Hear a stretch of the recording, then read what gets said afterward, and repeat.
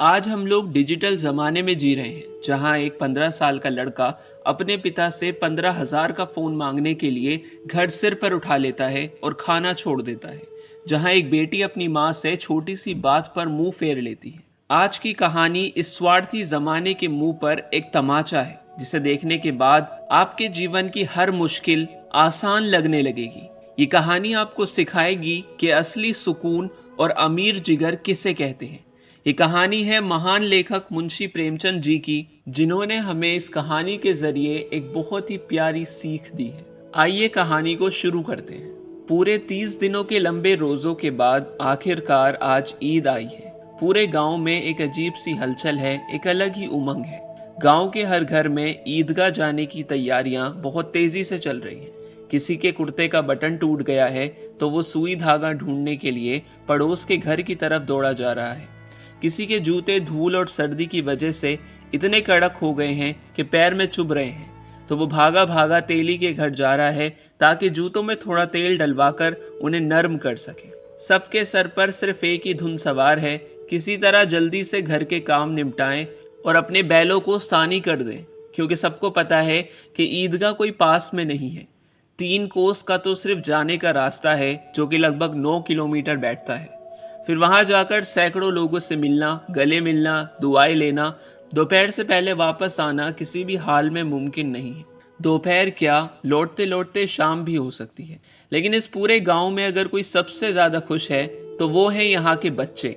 रोजों से इन बच्चों का कोई खास मतलब नहीं था। किसी ने एक रोजा रखा था, वो भी सिर्फ दोपहर तक, और किसी ने तो वो भी नहीं रखा था। लेकिन ईदगाह जाने की जो खुशी है वो उनके हिस्से की सबसे बड़ी चीज है। वो रोज सुबह उठते ही सिर्फ ईद का नाम रटते थे, और आज आखिरकार वह दिन आ ही गया। अब उनसे और सब्र नहीं हो रहा है। उन्हें इस बात की बिल्कुल परवाह नहीं है कि घर में सेवइयां बनाने के लिए दूध और शक्कर है या नहीं, या अब्बा के पास पैसे हैं भी या नहीं। वे तो बस अपनी धुन में मस्त हैं। उनकी जेबें उनके लिए कुबेर का खजाना बन चुकी है। वे बार बार अपनी जेब में हाथ डालते हैं, अपने सिक्के निकालते हैं, उन्हें हथेली पर रखकर बड़े चाव से गिनते हैं, खुश होते हैं और फिर से संभाल कर अंदर छुपा लेते हैं। लेकिन इन सब हंसते खेलते अमीर और खुशहाल बच्चों के बीच में एक छोटा बच्चा और भी खड़ा था। उसका नाम था हामिद। हामिद सिर्फ 4-5 साल का एक दुबला पतला मासूम बच्चा था। वो बहुत गरीब था। उसकी किस्मत ने उसके साथ एक बहुत क्रूर मजाक किया था। उसके अब्बा पिछले साल अचानक हैजे की बीमारी की वजह से दुनिया से चले गए।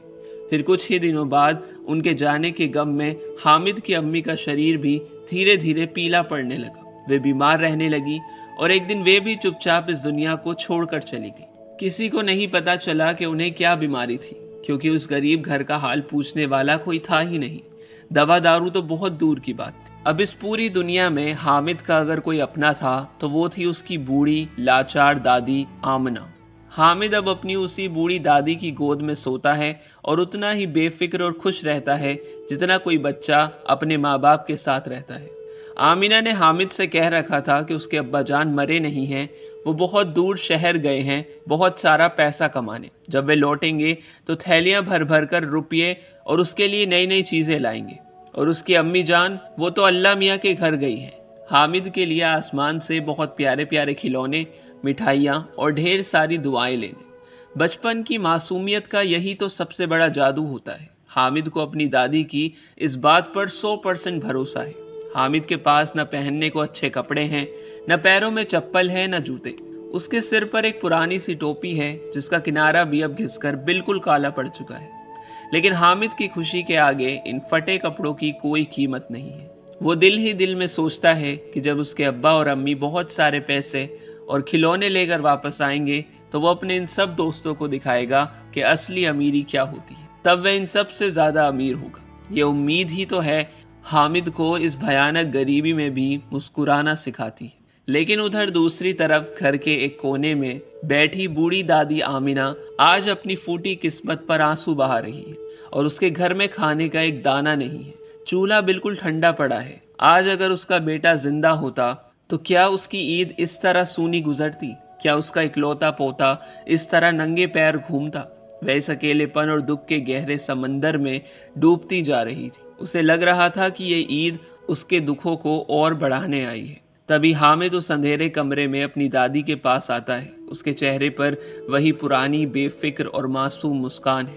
वह अपनी दादी के फटे हुए आंचल को अपने नन्हे हाथों से पकड़ता है, उसकी आंखों में देखता है और बड़े दिलासे भरे लहजे में कहता है कि तुम बिल्कुल मत डरना अम्मा, मैं मेले से सबसे पहले लौट कर आऊंगा, सबसे पहले, तुम जरा भी चिंता मत करना। हामिद की ये छोटी सी बात सुनकर आमिना का कलेजा मुंह को आ जाता है, उसका दिल बैठ जाता है। गांव के सभी बच्चे अपने अपने अब्बा के साथ उनका हाथ पकड़कर मेले में जाएंगे। हामिद का अब्बा तो इस दुनिया में है नहीं, सिर्फ ये बूढ़ी कमजोर दादी। इस छोटे से बच्चे को अकेले इस उमड़ती हुई भीड़ भाड़ वाले मेले में वो कैसे जाने दे? अगर वह कहीं खो गया तो क्या होगा? 3 कोस पैदल चलना और पैरों में एक अदद चप्पल तक नहीं, इस कड़कती धूप में उसके नन्हे नन्हे पैरों में छाले पड़ जाएंगे। वह चल भी कैसे पाएगा? आमिना सोचती है कि काश वह भी उसके साथ चली जाती। वह थोड़ा चलती, फिर हामिद को गोद में उठा लेती। लेकिन अगर वह खुद मेले में चली गई तो पीछे से घर पर सेवैयां कौन पकाएगा? घर में पैसे होते तो रास्ते में लौटते वक्त दूध और शक्कर का इंतजाम तुरंत कर लेती। लेकिन यहाँ तो हर एक चीज गांव वालों से मांग मांग कर, मिन्नतें करके बटोरनी पड़ती है, जिसमें घंटों लग जाते हैं।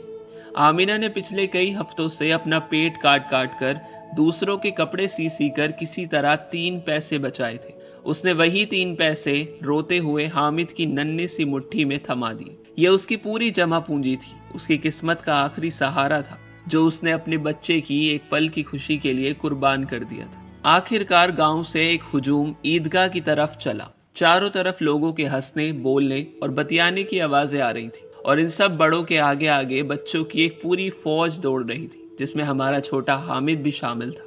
इन बच्चों की दुनिया बड़ों से बिल्कुल अलग थी। कभी सब के सब एक साथ दौड़कर बहुत आगे निकल जाते, तो कभी रास्ते में आने वाले किसी घने पेड़ की छांव के नीचे खड़े होकर पीछे आने वालों का इंतजार करने लगते। उन्हें ना तो कड़ी धूप की परवाह थी और ना ही पैरों की थकान का कोई एहसास था। उनके पैरों में तो जैसे पंख लग गए थे। चलते चलते जब वे शहर के मुख्य बाजार की तरफ बढ़ रहे थे, सड़क के दोनों तरफ बड़ी बड़ी इमारतें, अदालतें और कॉलेज दिखने लगे थे। हलवाइयों की दुकानें इतनी आलीशान तरीके से सजी हुई थी कि देखकर आंखें चौंधिया जाएं। आज ईद के मौके पर न जाने कितनी सैकड़ों मन मिठाइयां बनी थी। हर एक दुकान पर मिठाइयों के बड़े बड़े पहाड़ लगे थे। चारों तरफ से एक मीठी सी खुशबू हवा में तैर रही थी। लोग एक से बढ़कर एक कीमती और नए कपड़े पहने हुए थे। हर एक के चेहरे पर एक अजीब सा नूर और खुशी थी। और इस चकाचौंध के बीच हामिद चुपचाप चल रहा था, बिल्कुल शांत, नंगे पैर, अपनी मासूम नजरों से हर एक चीज को ध्यान से देख रहा था। गरीबी ने उसे उसकी उम्र से पहले ही बहुत समझदार बना दिया था। वो किसी चीज के लिए जिद नहीं कर रहा था, बस अपनी आंखों में एक अजूबा लिए अपनी ही धुन में आगे बढ़ता जा रहा था। आखिरकार सामने ईदगाह की खूबसूरत इमारत नजर आई। वहां का नजारा इतना रूहानी और सुंदर था कि कोई भी देखकर मंत्रमुग्ध हो जाए। इमली के घने पेड़ों की ठंडी छांव के नीचे एक बहुत बड़ा पक्का फर्श बना हुआ था, जहां दूर दूर तक बड़ी बड़ी चटाई बिछी हुई थी और नमाजियों की कतारें एक के पीछे एक न जाने कहां तक चली गई थी, जहां तक नजर भी नहीं पहुंचती थी। जहां चटाई खत्म हो जाती, वहां लोग कच्ची जमीन पर ही अपने पाकीज़ा कपड़े बिछाकर खड़े हो जाते थे। नए आने वाले पीछे की लाइनों में खड़े हो जाते। इस जगह की सबसे खूबसूरत बात यह थी कि यहाँ ना कोई अमीर था, ना कोई गरीब। यहाँ ना कोई बड़ा पद देखा जा रहा था, ना किसी की दौलत की नुमाइश थी।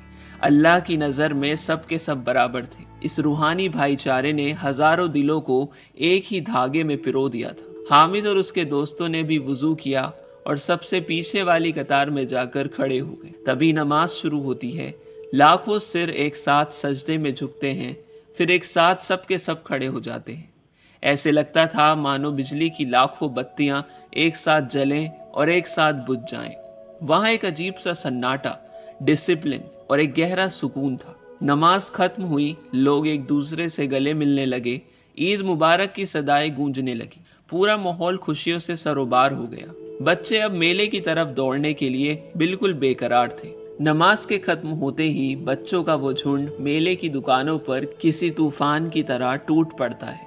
यहाँ सबसे पहले रास्ते में आता है एक बहुत बड़ा हिंडोला यानी झूला।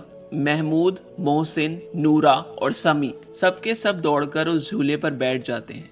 वे गोल गोल घूम रहे हैं, हवा से बातें कर रहे हैं और खुशी से चीख रहे हैं। लेकिन हामिद दूर एक पेड़ के सहारे चुपचाप खड़ा होकर उन्हें देख रहा था। उसके पास कुल 3 पैसे हैं। वो अपने इस छोटे से खजाने का 1/3 हिस्सा सिर्फ 2 मिनट गोल गोल घूमने के लिए खर्च नहीं कर सकता था। झूलों से उतरकर सब बच्चे खिलौनों की दुकानों की तरफ बढ़ते हैं। दुकानों पर मिट्टी के एक से एक बढ़कर लाजवाब और सजीव खिलौने सजे थे। राजकुमार, धोबिन, वकील, साधु, सिपाही, ये सब खिलौने मौजूद थे। महमूद को एक सिपाही पसंद आता है। उसे 2 पैसे में वह खिलौना खरीद लिया। मोहसिन और नूरा ने भी एक एक खिलौना 2-2 पैसों में खरीद लिया। हामिद उन सुंदर खिलौनों को दूर से देख रहा था। उसका बाल मन है, जी ललचाता है। वो सोचता है कि कितने सुंदर खिलौने हैं, काश मैं भी इन्हें थोड़ी देर के लिए अपने हाथ में लेकर देख लेता। लेकिन तभी वह अपने अंदर की इच्छाओं को दबाता है और खुद को समझाता है कि ये तो मिट्टी के हैं, हाथ से छूटे तो तुरंत टूट जाएंगे। थोड़ा सा पानी पड़ गया तो इनका सारा रंग धुल जाएगा।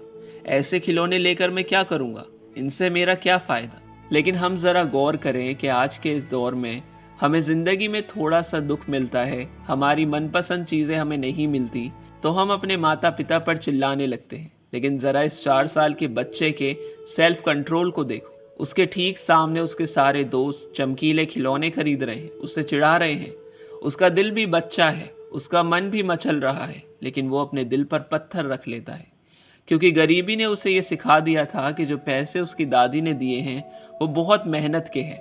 आज के बड़े बड़े पढ़े लिखे लोगों में भी ऐसा सेल्फ कंट्रोल ढूंढने से नहीं मिलता। हामिद के दोस्त उसे इतनी आसानी से छोड़ने वाले नहीं थे। वे उसे और चिढ़ाना शुरू कर देते हैं। मोहसिन अपना खिलौना दिखाता है और कहता है कि हामिद देख कितना प्यारा है ये, तूने क्यों नहीं लिया। महमूद कहता है मेरा सिपाही देख तेरे घर की रखवाली करेगा, चोरी रोकेगा। हामिद उनके इस तीखे मजाक को चुपचाप झेलता है। वो उन खिलौनों की तरफ देखकर झूठी तसल्ली से कहता है कि मिट्टी ही तो है, गिरते ही चकनाचूर हो जाएगी। लेकिन उसकी तरसती हुई आंखें साफ बता रही थी कि वो अंदर से उन खिलौनों को एक बार छूना जरूर चाहता था। खिलौनों के बाद अब बारी आती है मिठाइयों की दुकान की।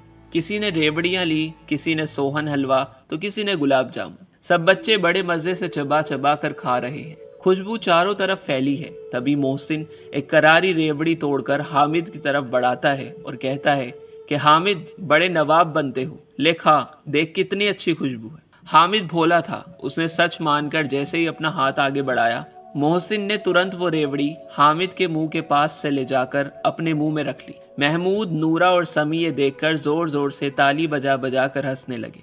हामिद शर्म और अपमान से पानी पानी हो गया। उसने अपना सर नीचे झुका लिया। उसकी मासूम आंखों में आंसू तैरने लगे। उसका दिल बुरी तरह टूट चुका था। मिठाइयों की दुकान के बाद कुछ दुकानें लोहे की चीजों और बर्तनों की आती हैं, जहां पर गिल्ट और शीशे के गहने भी थे। बाकी सब लड़के बिना रुके वहां से आगे बढ़ जाते हैं, क्योंकि लड़कों के लिए वहां कोई खिलौना या काम की चीज नहीं थी। दुकान पर कुछ लोहे के चिमटे लटके हुए थे। उस चिमटे को देखते ही हामिद के दिमाग में जैसे एक बिजली कौंध जाती है। मेले का सारा शोर, मिठाइयों का लालच, खिलौनों की चमक सब गायब हो जाती है। हामिद ने अपनी नन्ही उंगलियों को भींचा, थोड़ी हिम्मत जुटाई और दुकानदार से पूछा, क्यों भाई, ये चिमटा कितने का है। दुकानदार ने आंखें उठाई और हामिद को देखा कि 4 साल का बच्चा, नंगे पैर, धूल से सने कपड़े, हाथ में सिर्फ 3 सिक्के। दुकानदार ने रूखेपन से कहा कि ये तुम्हारे काम का नहीं है बाबू, आगे बढ़ो, यहाँ खिलौने नहीं मिलते।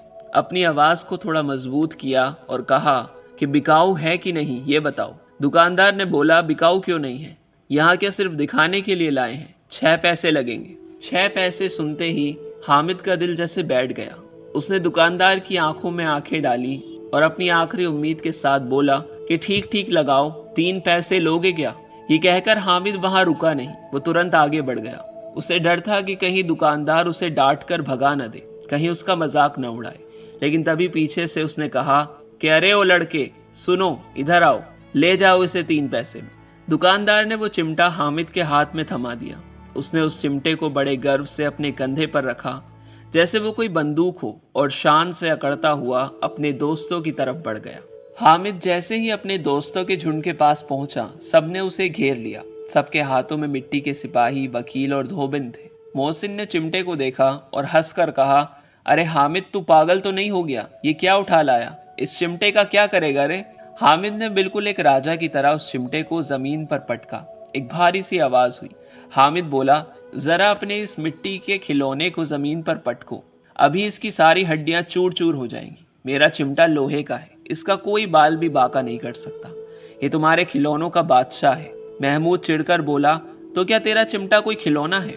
हामिद ने जवाब दिया, खिलौना क्यों नहीं है, कभी कंधे पर रख लूं तो बंदूक हो गई, हाथ में ले लूं तो फकीरों का चिमटा हो गया, और अगर मैं चाहूं तो इससे एक मजबूत थप्पड़ तुम्हारे इन खिलौनों को मारूं तो उनका दम निकल जाए। अब बाकी बच्चे हामिद के आगे पीछे घूमने लगे कि हामिद भाई, एक बार अपना चिमटा हाथ में तो लेने दो, बदले में तुम मेरा सिपाही देख लो और मेरा वकील देख लो। हामिद का दिल बहुत बड़ा था। उसने बिना किसी नफरत के मुस्कुराते हुए अपना चिमटा सबको बारी बारी से पकड़ने दिया और उनके मिट्टी के खिलौनों को बड़े प्यार से अपने नन्हे हाथों में लेकर बहुत खुश हुआ। उसे खिलौनों से कोई दुश्मनी नहीं थी, बस उसे अपनी प्रायोरिटी पता थी। गांव में सब लोग अपने अपने घर पहुंच चुके थे। हामिद जैसे ही अपनी टूटी हुई झोपड़ी के दरवाजे पर पहुंचा, उसकी आवाज सुनकर बूढ़ी दादी आमीना दौड़ती हुई बाहर आई।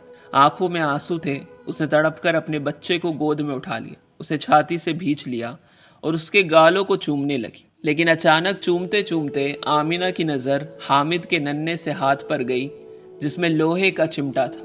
आमीना का चेहरा अचानक सफ़ेद पड़ गया। वो चौंक कर उसे गोद से उतारकर बोली, ये चिमटा कहाँ से लाया हामिद? हामिद ने बड़ी मासूमियत से अपनी बड़ी बड़ी आंखों से देखा और कहा कि मैंने खरीदा है अम्मा। आमीना की सांस अटक गई। उसने कहा, कितने पैसे में? हामिद बोला, सिर्फ 3 पैसे में। आमीना ने जैसे ही ये सुना, उसने अपने सिर पर हाथ रख लिया। उसकी आंखों में गुस्सा, बेबसी और गहरा दुख एक साथ उमड़ आया। तू कितना नासमझ बच्चा है हामिद। सुबह से दोपहर हो गई, धूप में रहा, ना कुछ खाया ना कुछ पिया, और पूरे मेले से लाया तो क्या, ये लोहे का चिमटा। पूरे मेले में तुझे कोई खिलौना, कोई मिठाई, कोई रेवड़ी नहीं मिली, जो तू ये काली चीज उठा लाया। तूने अपने पैसे बर्बाद कर दिए। उसने अपनी मासूम गीली आंखों से दादी की तरफ देखा और कहा, तुम्हारी उंगलियां तवे से जल जाती थी ना अम्मा, जब तुम रोज रोटी बनाती थी। मुझसे तुम्हारा वो दर्द देखा नहीं जाता था, इसलिए मैंने इसे ले लिया। हामिद के मुंह से निकली ये एक लाइन उस पूरे अंधेरे कमरे में जैसे वक्त ठहर गया हो। बूढ़ी आमीना का गुस्सा पल भर में, एक सेकंड के अंदर एक ऐसे गहरे प्यार और आंसुओं के समंदर में बदल गया जिसे शब्दों में बयां नहीं किया जा सकता। वो अंदर तक कांप गई। उसका दिल फूट पड़ा। वो फूट फूट कर रोने लगी। वह सोचने लगी कि या अल्लाह, इस 4 साल के बच्चे के अंदर इतना त्याग, इतना बड़ा दिल।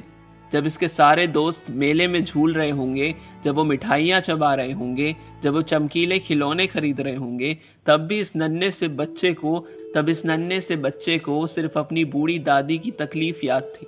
उसने अपनी भूख को मार दिया, अपने सारे अरमानों का गला घोट दिया, सिर्फ मेरे लिए। और आज हम लोग अपने माता पिता से छोटी छोटी बातों पर जल गड़ते हैं। हमें नया आईफोन चाहिए, नए कपड़े चाहिए, गाड़ियाँ चाहिए। हम भूल जाते हैं कि हमारे पेरेंट्स हमारे लिए कितनी कुर्बानियां दे रहे हैं। लेकिन ज़रा दिल पर हाथ रखकर सोचो, क्या हमारे अंदर इस 4 साल के बच्चे जितना भी प्यार है? आमिना ने अपनी फटी हुई चादर फैलाई, आसमान की तरफ देखा और अल्लाह से अपने इस मासूम बच्चे के लिए रो रो कर दुआएं मांगने लगी। उसकी आंखों से आंसू के बड़े बड़े कतरे हामिद के सिर पर गिर रहे थे और हामिद अपनी दादी के उस फटे हुए ठंडे आंचल में मुंह छुपाए सो रहा था। उसे नहीं पता था कि उसके इस 3 पैसे के चिमटे ने आज इस कायनात की सबसे बड़ी दौलत और सबसे सच्चा प्यार जीत लिया था। कहानी अच्छी लगी हो तो लाइक करना, चैनल को सब्सक्राइब करना और एक कमेंट ज़रूर करना।